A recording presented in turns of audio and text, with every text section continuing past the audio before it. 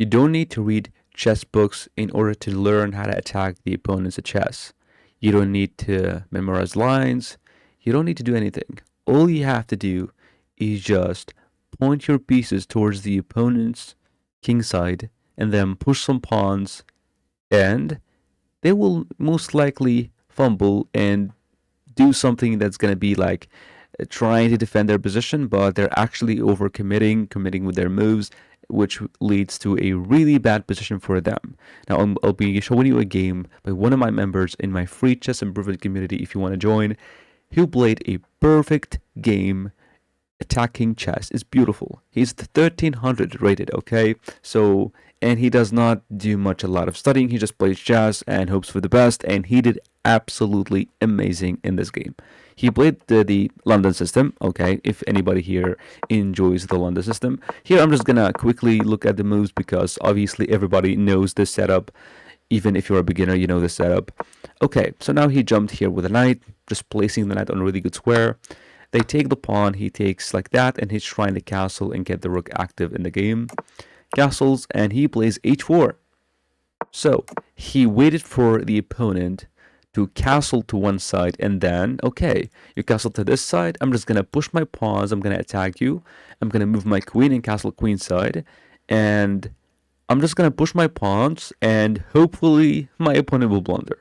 See, chess is so simple when you look at it this way.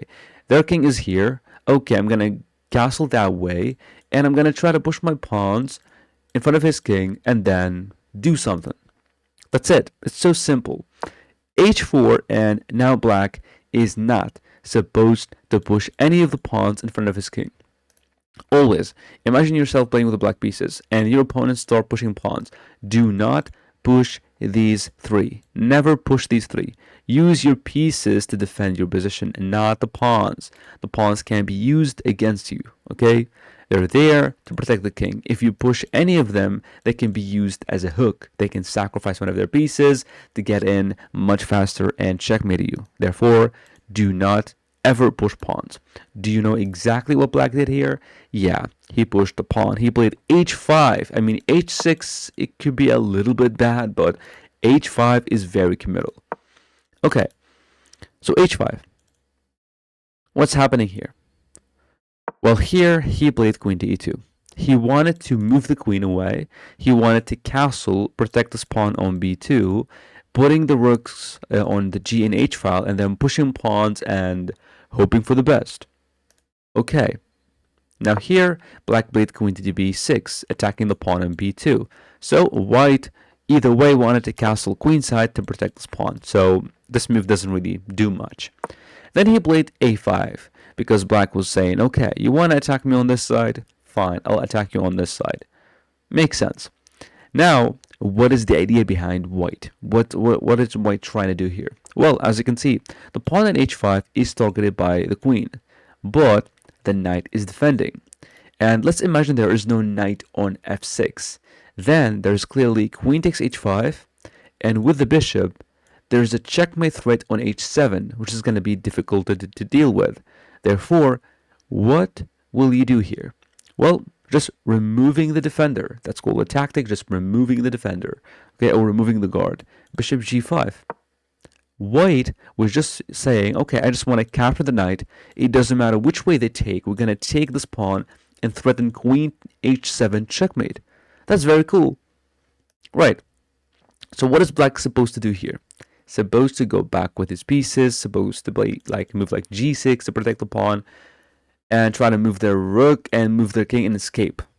Well, black here committed with this move a4. He was like, okay, I don't know what you're doing on this side, and I don't care. I'm gonna play a4, a3, try to checkmate you, you push, something like that. So now here, white played the best move, a3 first. Even though there's bishop takes f6, but he played a3 just to make sure, okay, there will be no pawn pushes, there will be no threats, there will be no nothing. So a3 happened, the knight got into the position with knight to a5. The idea behind this move is very unclear, to say the least, because there's nothing's going to happen here. After this check, White can just take. If the pawn takes and there's some kind of a bishop sacrifice and the rook getting in, it's going to take ages for that move to actually work. So this move is very, very slow. And as you can see, he's just not using his pieces to defend his king.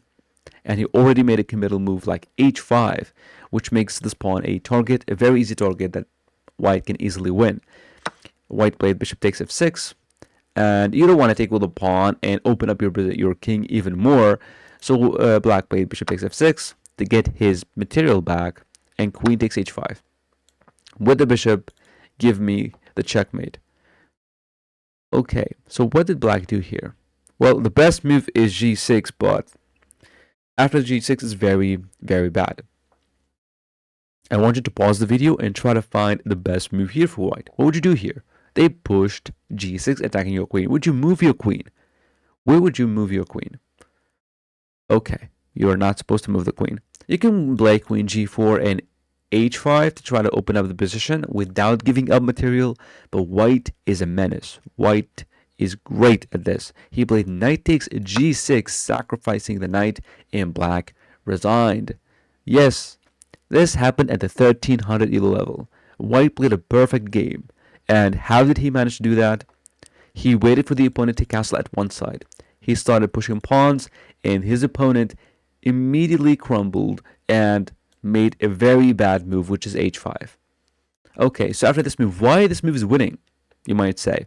Well, if they take, you take with the queen. If they go here, well, that is checkmate. Thank you very much. And if they block, well, there's queen h7 check. The king moves. There is bishop g6 check.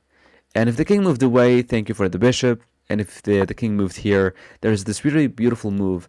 The idea behind h4, it also, attacks the king and opens up for the rook for a rook lift and a check here. They can move their rook, whatever. We play a check. The king moves. We take their bishop. And this is completely winning. Right? You're up 3 points of material. At this level, I will not say resign for Black, but they are supposed to do something with their pieces.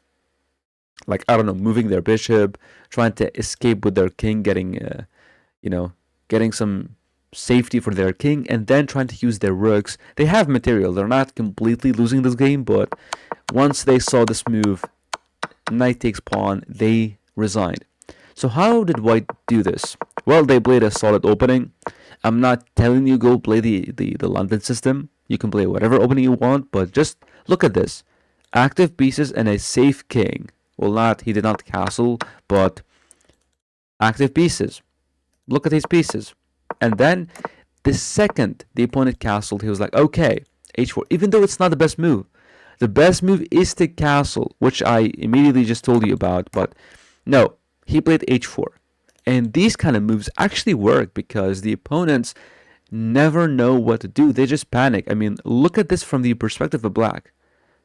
You're thinking right here, here that White is going to play castles. And you're going to be fine with this. You might go, okay, I might take, I might play h6, I might play, for example, takes and then b5 and bishop there and rook c8, possibly queen b6. You start seeing these moves, possibly bishop d6. But you see them playing this move h4, like, instead of castling h4, and they're like, oh my god, h5, h6, I push, oh my god, and you panic. That is the idea. This move is more of a psychological move than it's actually a good move. It's not that much of a great move, honestly. It is fine, but it's not winning move in any kind of way. And the only way to deal with these kind of pushes, like if you're playing with Black, never push the pawns in front of your king. The pawns are supposed to be there to protect the king. If you push one of them, they can be used as a way to sacrifice the opponent pieces, to open up your king and get a checkmate much, much faster, which is exactly what happened here for Black. Here, right? They just sacrificed, and all of this happened because of this move h5. So don't overreact. You see a move like this, make sure you have some defense. You get your pieces closer to your king, and you never push the pawns. And if you are on the attacking side, push pawns whenever you see opponent castles, castle the other way, and just throw your pieces at the opponent's face, and they will panic. They will panic, they will do something like this, and it's very reasonable for you here to see a move like bishop takes and winning a pawn. Even if you don't see a checkmate, even if you don't see a future sacrifice of the knight, that's a free pawn once you take the knight. So that's a great idea. We take and then we take here. And then you would see moves like that. So just implement that into your games, and hopefully you'll find this video much helpful and you will be able to replicate this great game by Merit. Thank you for watching.